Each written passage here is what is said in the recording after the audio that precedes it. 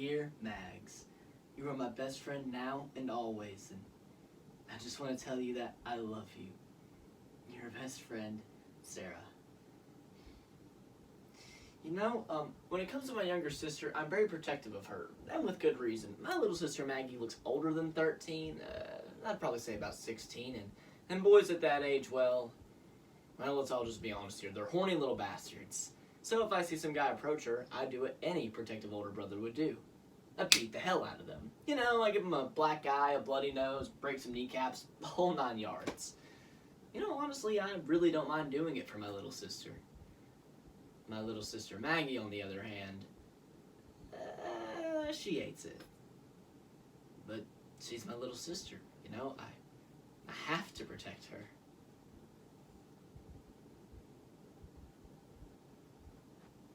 You wouldn't be able to tell from looking at me, but I have an older sister.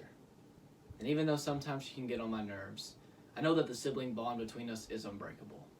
Though I may be 5 years younger than her, I still believe it is my responsibility as her brother to protect her anytime that I can.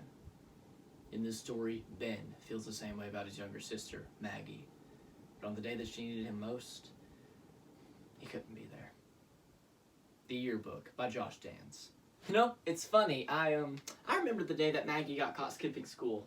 I did that once and my ass was on lockdown for a good 3 months. But Maggie, she never gets in trouble. She's always looked at as this princess, and me, well, yeah, you can see, I'm not really a princess. Not that I'd want to be a princess. Oh, wow, Ben, you really could have worded that better. Anyway, Maggie got let off easy at school, just an afternoon of detention. But the hardest part was telling our parents, because they would just look at you and stare. Silence. I mean, personally, I would rather get bombarded with screaming. Do you know what the silent stare is like? It's awkward, right? Yeah, and poor little Maggie, she didn't want to have to go through all that. So on my way to basketball practice one day, I got this call from her, and she told me that she was in a lot of trouble and that she really, really, really needed my help. Maggie never needs my help with anything. So here I was thinking, oh, crap, my little sister, she's in prison, or she's injured, or she's... But then Maggie tells me she just got caught skipping school. That's not really a big deal, Mags. So I went and I picked her up from school. However, when I got there, I saw that she was crying. Maggie never cries in front of me because she always puts on that tough guy act, you know? But whenever she did, it reminded me that she was still just a little girl. She begged me not to tell our parents. So I did. Just one day, right? Protective older brother. I'm just glad that when I got caught skipping school, that I didn't overreact.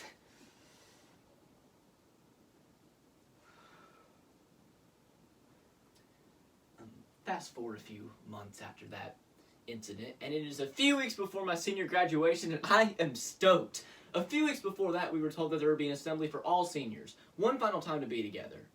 And the assembly, it was at 4 o'clock. Maggie needed me to pick her up at 4:45. Yeah, that clearly wasn't going to happen. So on the morning of the assembly, Maggie told me that Sarah's mom would be picking her up. And normally I would be the one to pick Maggie up from school. But I thought, senior assembly, one final time to be together. What the hell? It's just one day, right? And the assembly, it was fantastic. And afterwards, I got back to my car and... it seemed like out of nowhere, this sudden sickness just enveloped my stomach. I thought it might have been the tacos I had for lunch in the school cafeteria, or... yeah, actually, that was a pretty likely culprit. Or maybe I was just nervous about graduating. Whatever the reason, I sat there until the pain in my stomach dissipated. It eventually subsided, and I set off for home. On the way home, I passed by Maggie's school, and I saw a couple of ambulances and a crowd of people gathered around them. And I thought, damn! They must have served those tacos at Maggie's school too!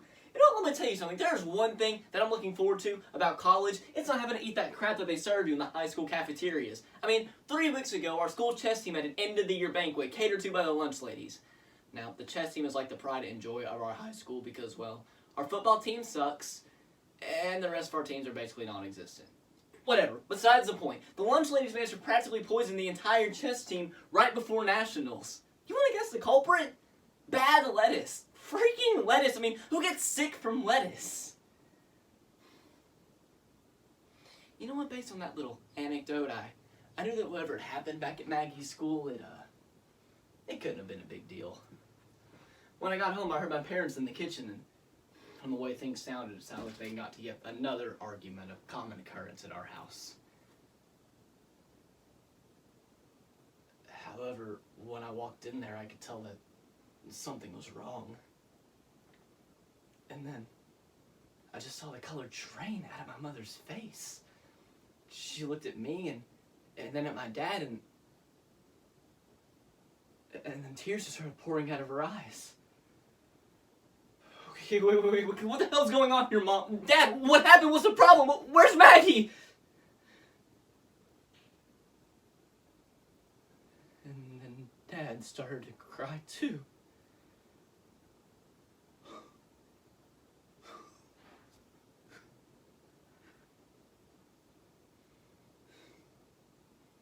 We had a conversation, and my parents told me that my sweet little 13-year-old sister died about 25 minutes after the accident.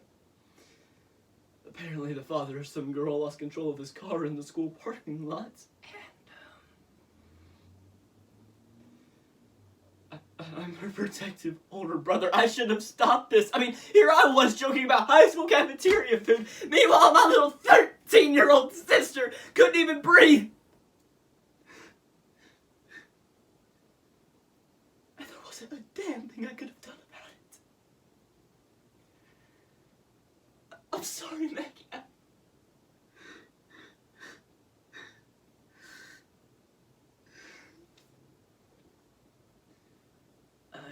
I went back to school a week later. When I walked in there, I was approached by Maggie's principal. He told me he was sorry about what had happened, and then he mentioned something about this grief group meeting for the 8th grade class. It was all a blur to me. And then he pulled out a yearbook and told me that over the past 4 days, all of Maggie's friends and teachers had signed it.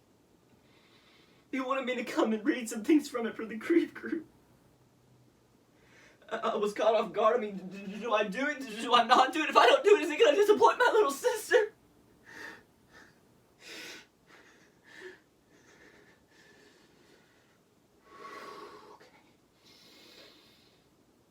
Okay. I'll do it. Thank you, sir. When I walked in the auditorium the next day, I looked out in the crowd of maybe 200 or so people and thought,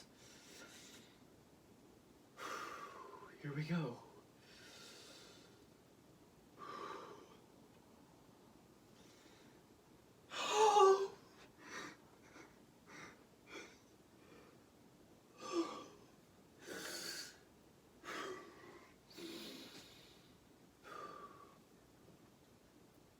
Dear Mags, you are my best friend now and always, and I will never forget your smile. I missed you, and I just want to tell you that I love you.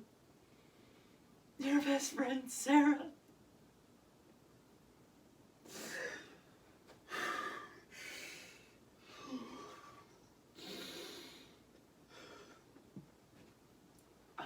I eventually got through reading all of the signings. When I read the last one, I looked up at the crowd and said, thank you all for being here today. It means so much to me, but oh no, it means so much more to Maggie. Thank you all for writing these wonderful, amazing things in her yearbook.